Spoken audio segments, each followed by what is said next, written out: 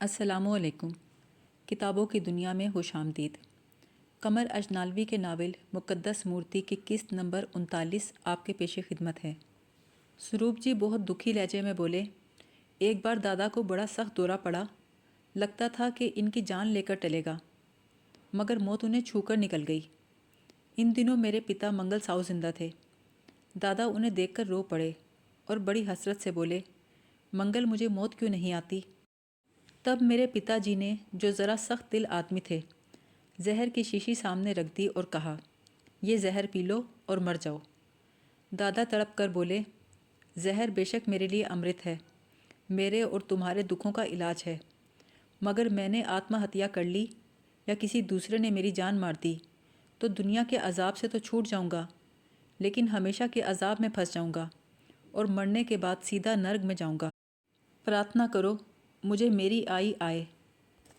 مرنے کی پرارتھنا گویا اس پر دیا کرنے کے برابر تھا، لیکن یہ سب جانتے ہوئے بھی میرا من اس کے لیے موت کی پرارتھنا کرنے سے گھبراتا تھا۔ میں نے پوچھا، دادا کی عمر کیا ہوگی؟ سروپ جی یہ سوال سن کر کچھ پریشان سے ہو گئے۔ جواب دینے سے پہلے کچھ سوچتے رہے، پھر بولے، تم عمر پوچھ کے کیا کرو گے؟ دادا کی ٹھیک عمر شاید کوئی نہ بتا سکے۔ پہلے وقتوں میں لوگ جنم دن کو کہاں یاد رکھتے تھے؟ بس اندازے کے مطابق وہ اس وقت دنیا میں سب سے زیادہ عمر کے آدمی ہیں۔ سروپ جی نے مجھے گول مول سا جواب دیا اور بولے، دادا کو آج دورہ کیسے پڑ گیا؟ سویرے تو اچھے بھلے تھے۔ مورتی کو دیکھ کر میں نے تھیلے سے مورتی نکال کر دکھائی۔ وہ فرتے تحیر سے اٹھ کے کھڑے ہو گئے، خوشی سے بولے، یہ تو آنند بخشو والی مورتی ہے۔ نہیں، پہلے دادا بھی اسے آنند بخشو والی مورتی ہی سمجھے اور بڑے خوش ہوئے کہ اب مر سکیں گے، مگر جب پتہ چلا یہ نکلی مورتی ہے جو کمپنی سرکار کے گورنر جنرل لارڈ ڈلہوزی نے 1848 میں بنوا کر شاہ آوا کو بھیٹ دی تھی اور جو اس نے نکلی پا کر واپس کر دی تھی کیونکہ اس میں شاکیہ منی بدھ مہاراج کے مقدس راکھ نہیں تھی، تو دادا بڑے نراش اور اداس ہو گئے۔ غالباً انہوں نے مورتی کی آنکھوں میں جڑے ہوئے نکلی پنے بھی پہچان لیے تھے۔ ان کی حالت یکایک بگڑ گئی، پھر صدمے سے بے ہوش ہو گئے اور میں آپ کو اطلاع دینے کے لیے بھاگا۔ یہ سن کر سروپ جی بھی بجھ گئے، بولے، تمہیں یہ نکلی مورتی کہاں سے مل گئی؟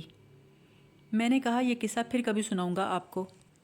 کہنے لگے، کیشب میں اس لیے پوچھ رہا ہوں کہ 8 برس پہلے میرے پتا منگل ساؤ جی بھی نکلی مورتی کے لیے کسی آدمی کے پیچھے چٹاگانگ گئے تھے۔ مگر پتا جی، یہ بات تو صرف دادا کو معلوم تھی۔ ہاں، دادا نے ہی بتایا تھا مجھے۔ ان کی بات ادھوری رہ گئی۔ اسی لمحے بوڑھے ساگر ساؤ جی کے مردہ شریر میں ہلکی سی جنبش ہوئی، ماتھے کی اوپری رگوں میں کوئی شے سرسرائی۔ ہم دونوں اس کی طرف متوجہ ہو گئے۔ کچھ عرصے قبل جب میرے سامنے پہلی بار بڈھے کے منہ میں زرد دوائی کے قطرے ٹپکائے گئے تھے تو اسے 2-3 منٹ کے بعد ہوش آ گیا تھا، لیکن آج اسی دوا نے کافی زیادہ ٹائم کے بعد اثر دکھایا، جس سے میں اس نتیجے پر پہنچا کہ یہ دورہ پہلے دورے سے زیادہ سخت تھا۔ آہستہ آہستہ اس کی روئی جیسی سفید بھویں ہلیں، پلکیں تھر تھرائیں اور اد کھلی آنکھیں جن سے خوف آتا تھا پوری کھل گئیں۔ آنکھیں کھول کر اس نے چھت کو دیکھا جیسے صدیوں کی نیند سے جاگا ہو۔ آنکھوں کے ساتھ ہی اس کے بازوؤں میں بھی حرکت ہوئی۔ زندگی لوٹ آئی تھی، وہ پھر سے زندہ ہو گیا تھا۔ اس کی نظر سب سے پہلے سروپ جی پہ پڑی، پھر مجھے دیکھا، اشارے سے مجھے قریب بلایا۔ سروپ جی بولے، دادا تمہارا من ٹھیک نہیں، ابھی بات چیت مت کرو۔ اس نے اشارے سے کہا کہ اسے اٹھا کر بٹھایا جائے۔ میں نے اور سروپ جی نے اسے مل کر گاؤ تکیے کے سہارے بٹھا دیا۔ اس نے فرش پہ پڑے آلۂ سماعت کی طرف دیکھا اور ہاتھ ہلایا، مطلب یہ تھا کہ آلۂ سماعت اس کے کانوں سے لگا دیا جائے، وہ کوئی بات کرنا چاہتا تھا۔ میں نے آلہ سماعت کی دونوں نالیاں اس کے کانوں میں فٹ کر دیں اور کہا، دادا پتا جی ٹھیک کہتے ہیں، تمہیں آرام کرنا چاہیے۔ وہ بڑی نحیف اور کمزور آواز میں بولا، میں آرام نہیں، صرف موت چاہتا ہوں۔ لا دو گے میری موت؟ یہ ایک عجیب و غریب مطالبہ تھا۔ میں سمجھ گیا، وہ مجھ سے آنند بھکشو والی مورتی طلب کرتا ہے۔ میں نہیں جانتا تھا، کوئی بھی نہیں جانتا تھا کہ 1848 میں گورنر جنرل لارڈ ڈلہوزی نے وہ مورتی کہاں رکھوا دی تھی، مگر کسی لاشعوری کیفیت میں میرے منہ سے نکل گیا، لا دوں گا۔ بڈھے کے زرد چہرے پر عجیب سی لہر دوڑ گئی۔ اس نے موت مانگی تھی۔ میرے ذہن میں آنند بخشو والی مورتی تھی جسے کھوجنے اور ڈھونڈنے کا میں نے عہد کیا تھا۔ وہ بولا، جب تم نے کہہ دیا کہ مورتی لا دو گے تو تم ضرور لا دو گے، مجھے تمہاری بات پر وشواس ہے، مگر میری ایک آشا ہے، یہ نکلی مورتی میرے پاس ہی رہنے دو۔ نکلی مورتی کیوں دادا؟ کیونکہ جوتش ودیا کہتی ہے جہاں نکلی مورتی ہے وہاں اصلی مورتی ضرور آئے گی۔ میں نے نکلی مورتی بڈھے کی طرف بڑھائی اور کہا، دادا یہ مورتی تمہارے روگ کا اپائے تو نہیں، پھر بھی تمہیں اس سے شانتی ملتی ہے تو یہ تم رکھ لو۔ بڈھے نے بڑے حسرت ناک لہجے میں کہا، بہت سمے بیت گیا مجھے جیتے ہوئے، میرے سامنے میرے بیٹوں کی ارتھیاں اٹھیں مگر میری ارتھی نہیں اٹھی، میں نے اپنی اولاد کو مرتے دیکھا مگر میں نہیں مرا۔ کیشب بیٹے، میں اپنے شریر کی موت چاہتا ہوں۔ گھبراؤ نہیں دادا، جس نے جنم لیا ہے اسے مرنا بھی ہے، موت تمہاری ہڈیوں میں اتر چکی ہے، بہت جلد تم مرو گے اور میں تمہاری ارتھی اپنے ہاتھ سے چتا پر رکھوں گا۔ دادا نے میرے چرنوں کو پکڑ لیا۔ میں اچھل کر پرے ہٹا اور پوچھا، دادا پروہت گنجال ساؤگاری سے بھاگ گیا ہے، جانتے ہو کہاں ہوگا؟ بولا، میں نہیں جانتا وہ کہاں گیا، مگر جہاں بھی گیا ہے اسے ڈھونڈ کر ساؤگاری میں واپس لاؤ۔ اس کے ساتھ ہی بڈھے سے ملاقات ختم ہو گئی۔ ہم بوڑھے کے تابوت سے باہر نکلے تو سروپ جی نے مجھے طویل راہداری میں روک لیا۔ سنا تم نے کیشب، دادا گنجال کو ساؤگاری میں واپس لانا چاہتے ہیں۔ اس میں پریشانی کی کیا بات ہے پتا جی؟ اگر وہ مل گیا تو اسے دادا کے سامنے ہی لائیں گے۔ جانتے بھی ہو وہ اس کی واپسی کیوں چاہتے ہیں؟ وہ کچھ کہتے کہتے رک گئے اور بات بدل دی۔ بولے، اب تو گنجال کو ڈھونڈنا اور بھی ضروری ہو گیا ہے۔ یہ کہہ کر زینے کی طرف ہو لیے۔ شاسترو دروازے پر ہی تھا۔ ہم سیڑھیاں اتر کر نیچے آئے تو سروپ جی نے اسے کہہ کر گونا مکھیا کو بلوایا۔ وشال رائے اور کایا موسا بوڑھے دادا ساگر ساؤ جی کے لیے پریشان تھے۔ سروپ جی نے بتایا، دادا کی طبیعت اب سنبھل گئی ہے، مگر وہ چاہتے ہیں کہ گنجال کو ڈھونڈ کر ساؤگاری میں لایا جائے۔ میں ابھی تک مدایا سے مل کر یہ دریافت نہیں کر سکا تھا وہ ساؤگاری میں کیسے لوٹ آیا، اس پر کیا بیتی۔ شاید وہ بھی مجھ سے بات کرنا چاہتا تھا، مگر مسلسل بھاگ دوڑ میں کچھ بات کرنے کا موقع ہی نہ مل سکا۔ اب سمے تھا کہ میں مدایا سے کچھ پوچھتا، اس لیے چپ چاپ مندر کی طرف ہو لیا۔ مدایا میرے پیچھے پیچھے آیا تو میں نے اس سے پوچھا۔ اس نے اپنے مخصوص انداز میں بتایا، تھاپا بہادر نے خانقاہ کے اوپر کی کوٹری میں ہی مجھے بند کر رکھا تھا۔ جب آپ لوگ کوٹری میں سیند لگا کر بھاگ گئے تو پروہت گنجال وہاں پہنچا۔ تھاپا بہادر نے مجھے اس کے سامنے پیش کر دیا۔ اس نے مجھ سے پوچھا، کیا تم جانتے ہو تھارو کیشپ نے کوٹری میں سیند کیسے لگائی؟ کون کون اس کے ساتھ ملا ہوا تھا؟ اسے کدال اور بسولہ کس نے پہنچایا؟ میں نے اسے بتایا، میں اس بارے میں کچھ نہیں جانتا۔ پھر گنجال نے مجھے دو میں سے ایک بات کا ادھیکار دیا، ساؤگاری میں چپ چاپ واپسی یا پھر موت۔ یہ سوچ کر کہ اگر مرنا ہی ہے تو پھر ساؤگاری میں کیوں نہ مروں، میں گنجال کے ساتھ لوٹ آیا۔ اس کا خیال تھا آپ کبھی ساؤگاری واپس نہیں آئیں گے، اس لیے گنجال نے مجھے تاکید کی، خانقاہ میں جو کچھ پیش آیا ہے اس کا کسی سے ذکر نہ کروں، نہ ہی یہ بتاؤں کہ آپ کبھی خانقاہ گئے تھے۔ واپسی پر جب ہم رتنا گری کے اناد بند سے گزر رہے تھے، گنجال مجھے پہاڑی پر لے گیا جس کی کھو میں سانپ رہتا ہے۔ عین اس کے دہانے پر پہنچ کر اس نے حلق سے کوئی آواز نکالی۔ بوڑھا سانپ اپنے کھٹ سے نکل کر سامنے آ گیا اور پھن اٹھا کر جھومنے لگا۔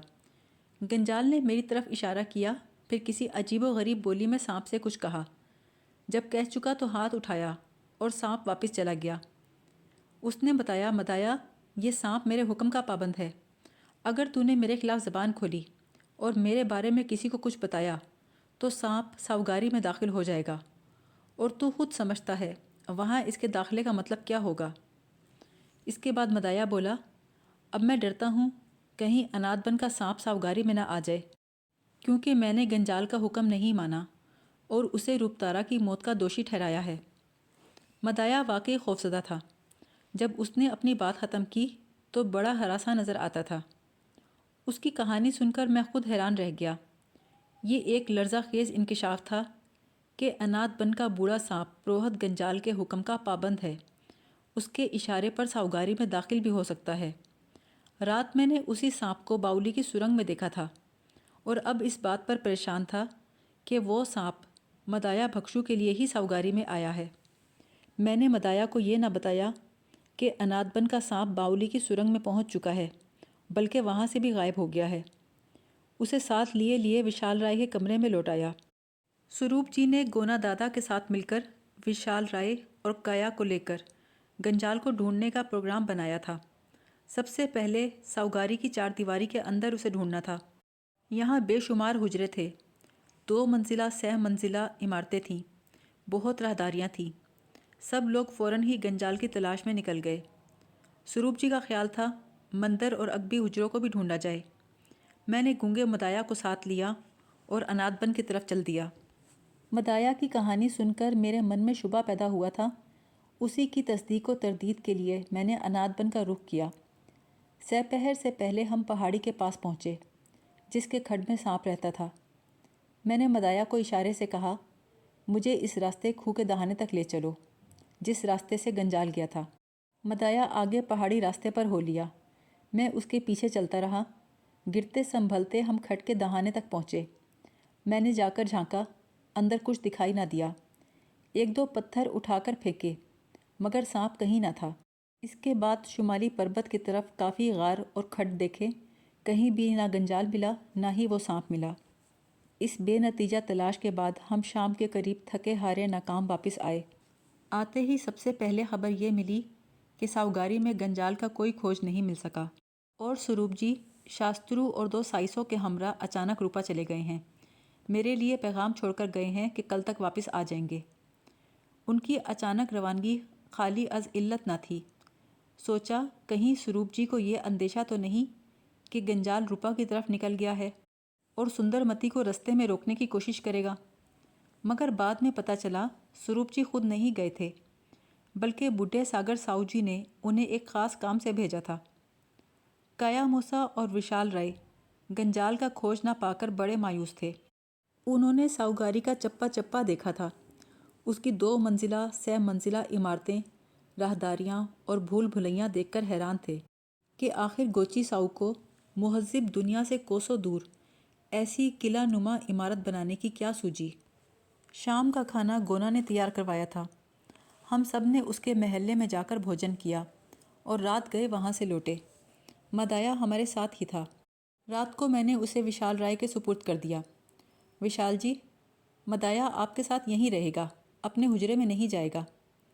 میں فی الحال کسی کو یہ بتانا نہیں چاہتا تھا کہ انادبن کا سانپ ساؤگاری میں داخل ہو چکا ہے، مگر میری احتیاط سے وہ دونوں سمجھ گئے کہ کوئی خطرہ ہے ضرور۔ وشال نے مدایا کے کندھے پہ ہاتھ رکھ دیا اور مجھ سے مخاطب ہو کر بولا، کیشب بابو، تم نے جس واسطے مدایا کو یہاں رہنے کا بولا ہے وہ میرے کو معلوم ہے، مگر میرے ہوتے کوئی مائی کا لال اس کا بال بھی بیکا نہیں کر سکتا۔ وشال جی، آدمی ہی آدمی کا دشمن نہیں، سانپ بھی اس کا بیری ہے، بس ذرا خیال رکھنا۔ میں کمرے سے نکل آیا، راہداری کا وسطی دروازہ بند کر کے زینے کی طرف گیا۔ تارا کیواڑ کے ساتھ ٹیک لگائے بیٹھی تھی۔ دروازے میں کیوں بیٹھی تھیں تارا؟ آپ کی راہ دیکھ رہی تھی سرکار۔ اچانک خیال آیا پیگو ابھی تک نہیں لوٹا۔ آج سروپ جی بھی اچانک روپا چلے گئے۔ بیچاری تنہائی سے گھبرا گئی ہوگی۔ میں نے کہا بھوجن تو آج گونا مکھیا کے ہاں تھا، تم سو جاتی۔ اس نے جواب نہ دیا، دروازہ بند کر کے میرے پیچھے پیچھے آ گئی۔ میں کمرے میں آ کر کوٹ اتارنے لگا تو اس نے کوٹ اتارنے میں مدد دی، پھر بوٹوں کے تسمے کھولنے بیٹھ گئی۔ ارے تم یہ تکلیف کیوں کرتی ہو؟ سیوا میں تکلیف کیسی ہے صاحب؟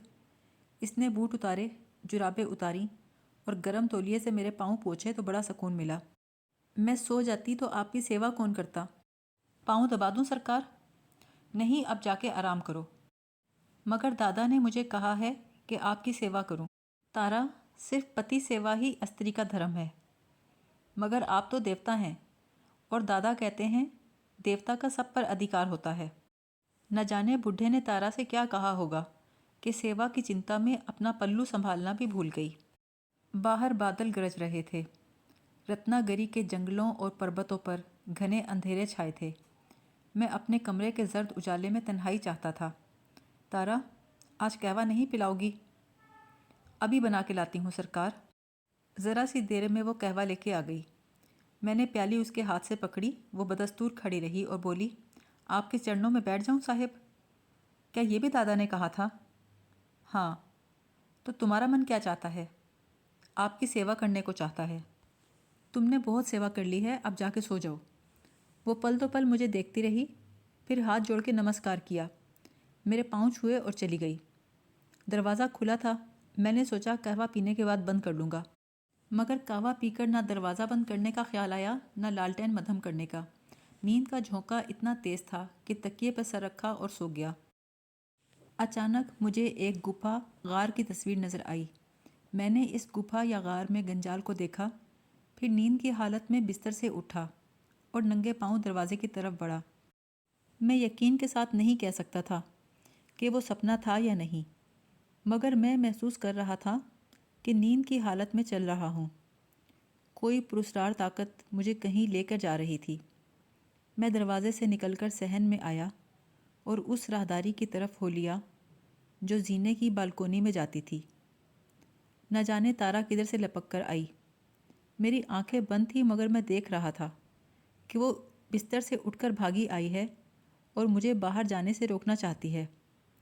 میں نے نیند کی حالت میں ہی اسے اپنے راستے سے ہٹایا اور یہ دیکھ کر کہ میں سوتے ہوئے چل رہا ہوں، وہ ڈر گئی۔ زینے کا دروازہ کھول کر میں ننگے پاؤں ہی سیڑھیاں اترنے لگا۔ گوچی ساؤ کی مورتی کے پاس سے گزر کر میں راہداری میں آیا۔ چاند لائبریری کے قریب بیٹھا پہرا دے رہا تھا۔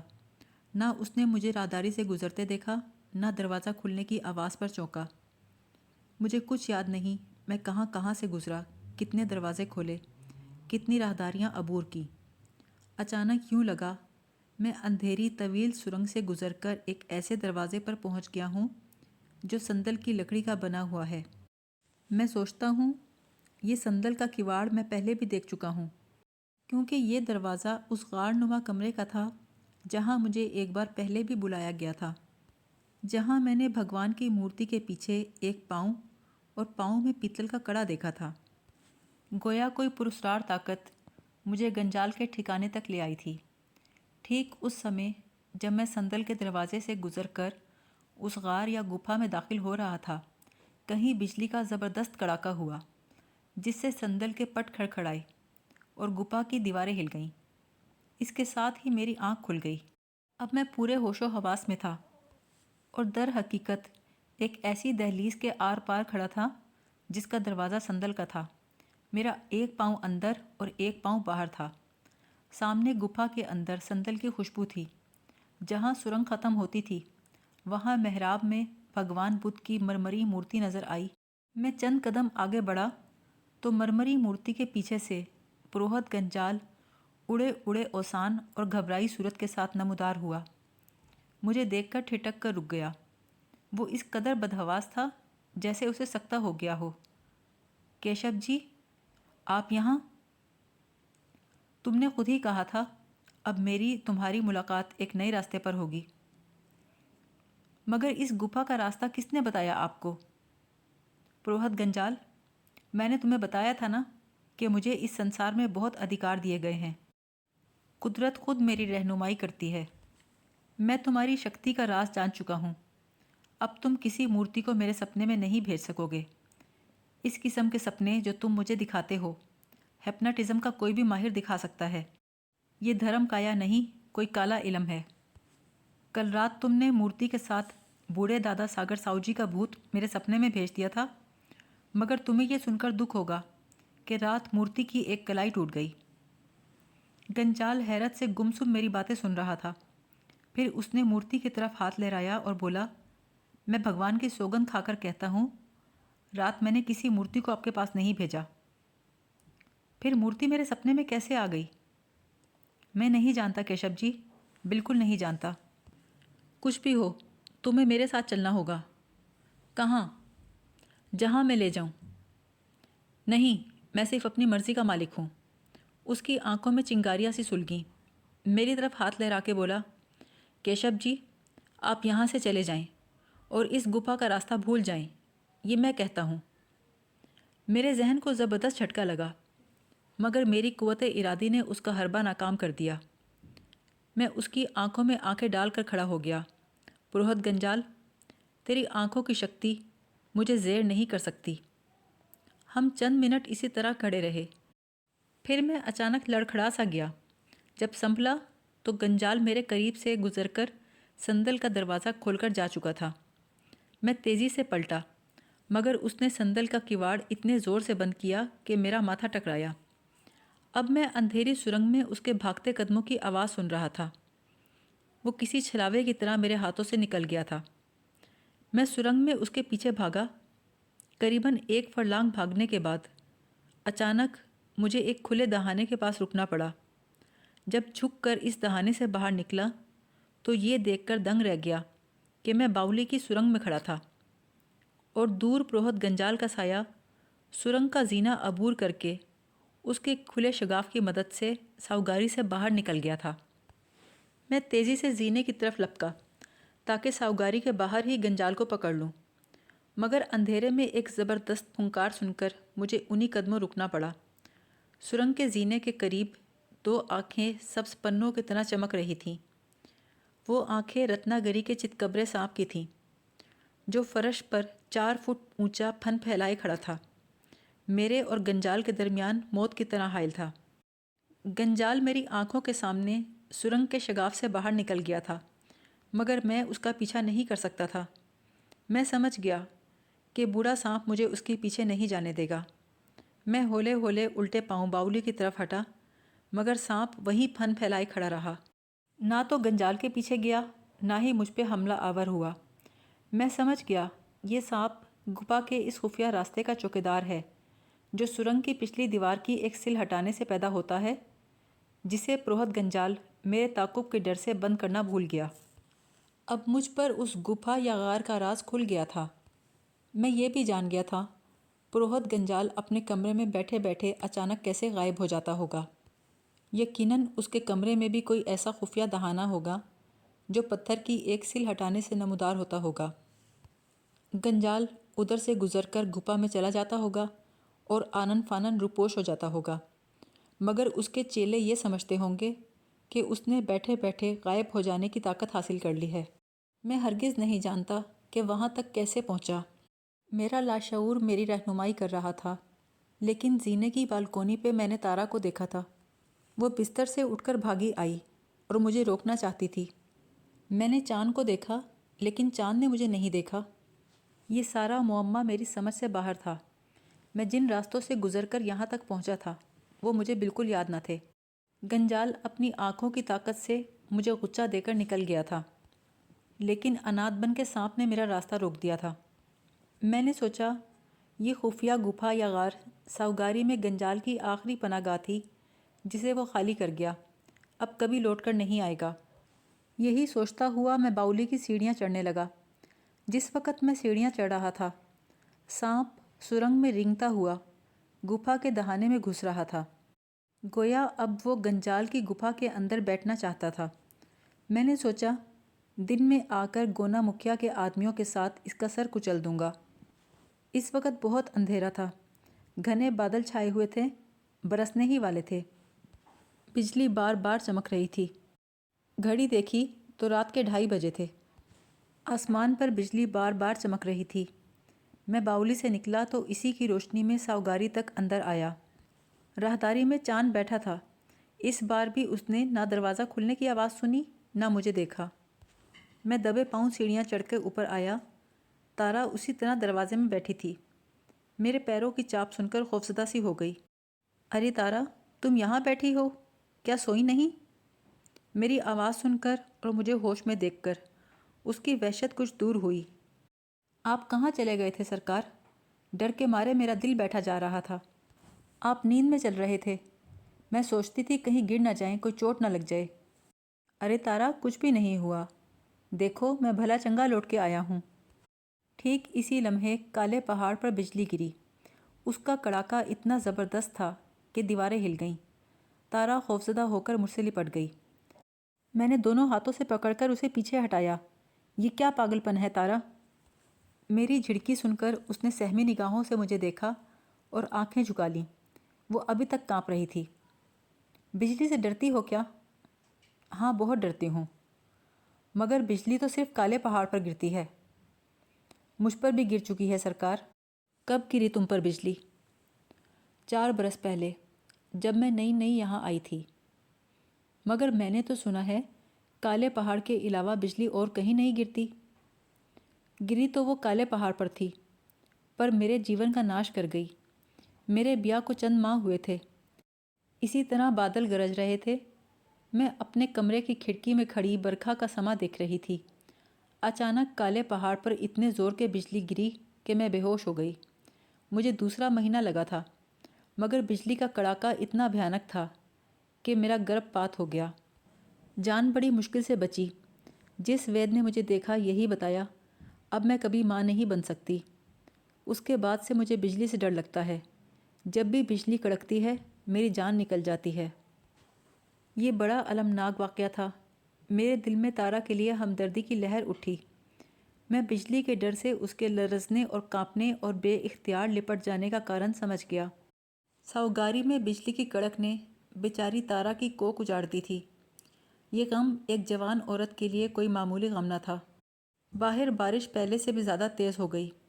پانی چھما چھم گرنے لگا۔ بارش کے ساتھ ساتھ بجلی کے چمکنے کی آوازیں بھی تیز ہو گئیں، جن کا اثر میں تارا کے چہرے پر دیکھ رہا تھا۔ وہ ڈری سہمی کھڑی تھی۔ مجھ سے گستاخی ہو گئی سرکار، مجھے معاف کر دیں۔ لیکن تارا، یہاں تو گرمیوں، سردیوں اور برساتوں میں اکثر بادل رہتے ہیں، بجلیاں بھی کڑکتی ہیں۔ جب ان دنوں میں پیگو ساؤگاری سے چلا جاتا ہوگا اور بجلی کڑکتی ہوگی تو تم کیا کرتی ہو؟ میرا مطلب ہے تمہیں کون سنبھالتا ہے؟ سرکار، جب مجھے ڈر لگتا ہے تو جو بھی چیز سامنے ہو اسے پکڑ لیتی ہوں۔ ایک بار تو بڑے مالک سے چمٹ گئی تھی، مگر انہوں نے برا نہیں منایا، بلکہ میری حالت پر دکھی ہو گئے۔ تمہاری کہانی سن کر تو میں بھی دکھی ہو گیا ہوں۔ یہ سن کر تارا میرے قریب بیٹھ گئی اور سر جھکا کر بولی، پیگو کو اور بڑے مالک کو میری کوکھ اجڑنے کا بڑا دکھ ہے، مگر دادا نے کہا ہے کہ میں آپ کی سیوا کروں گی تو میری بیماری دور ہو جائے گی۔ میں چونکا، وہ کیسے؟ بولی، دادا کہتے ہیں آپ بھگوان کا روپ ہیں، میرے لیے پرارتھنا کریں گے تو میری کوکھ ہری ہو جائے گی۔ نہ جانے بوڑھے کو کیسی کیسی باتیں سوجھ رہی تھیں۔ میں نے پوچھا، تارا کیا تم بھی ایسا سمجھتی ہو؟ میں تو بس آپ کی دیا چاہتی ہوں مالک۔ اچھا، اپنے کمرے میں جاؤ، میں پرارتھنا کروں گا کہ بھگوان تمہاری کوکھ ہری کر دے۔ اس نے میرے پاؤں پکڑ لیے۔ آپ تو بھگوان ہیں، ابھی مجھ پر دیا کر دیں۔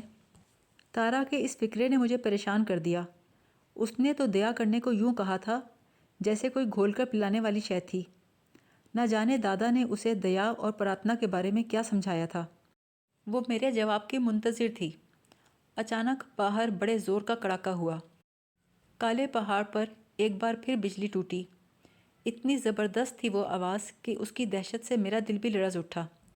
تارا چیخ مار کر مجھ سے لپٹ گئی۔ وہ کسی گھائل پنچھی کی طرح تھر تھر کانپ رہی تھی۔ میں نے کوئی مزاحمت نہ کی۔ ڈرو مت تارا، سب ٹھیک ہو جائے گا۔ اب میں اسے اپنے کمرے میں جانے کا مشورہ نہیں دے سکتا تھا۔ برسات کی ایسی رات میں جب اتنی بجلیاں گر رہی تھیں، اسے تنہا چھوڑ دینا بہت خطرناک تھا۔ وہ خود بھی جانا نہیں چاہتی تھی۔ میں نے کہا، تارا تم اپنے کمرے سے کمبل لے آؤ اور یہیں کاؤچ پر سو جاؤ۔ اسے یہ تجویز پسند آئی، لپک کر گئی اور اپنا کمبل اٹھا کر لے آئی۔ پھر وہ کاؤچ پر لیٹ گئی اور میں پلنگ پر سو گیا اور من ہی من میں پرارتھنا کرنے لگا کہ اب کوئی بجلی نہ گرے۔ بھگوان نے میری دعا سن لی، کیونکہ باہر پانی کے فراٹے کم ہو گئے اور بجلی کا کوئی ایسا کڑاکا نہ ہوا جو تارا کو کاؤچ سے اچھال دیتا۔ میں اس کے بارے میں سوچتا سوچتا گہری نیند سو گیا۔ اگلی صبح تارا نے ہی مجھے جگایا۔ سرکار، مہمانوں کے لیے بھوجن تیار کر دیا ہے، آپ مدایا کو بلا دیں کہ وہ بھوجن لے جائے۔ میں نے مدایا کو بلا کر کھانے پینے کا سامان نیچے بھیجا۔ وہ میرے لیے ناشتہ لگانے لگی۔ تم نے کچھ کھایا ہے کہ نہیں؟ ابھی کہاں سرکار۔ تو بیٹھ جاؤ یہیں، میرے ساتھ ناشتہ کرو۔ ڈرو نہیں تارا، بدھ دھرم میں ذات پات چھوٹے بڑے کی کوئی بات نہیں، سب ایک سے ہیں۔ جو کوئی اپنے کو بڑا سمجھ کر ہنکار کرتا ہے، اس کا گھر سورگ میں نہیں نرگ میں ہے۔ اس نے بڑے دھیان سے میری بات سنی، پھر کہا، آپ دیا کریں گے نا مجھ پر؟ کیوں نہیں تارا، بھگوان نے چاہا تو تمہاری کوکھ بہت جلد ہری ہو جائے گی۔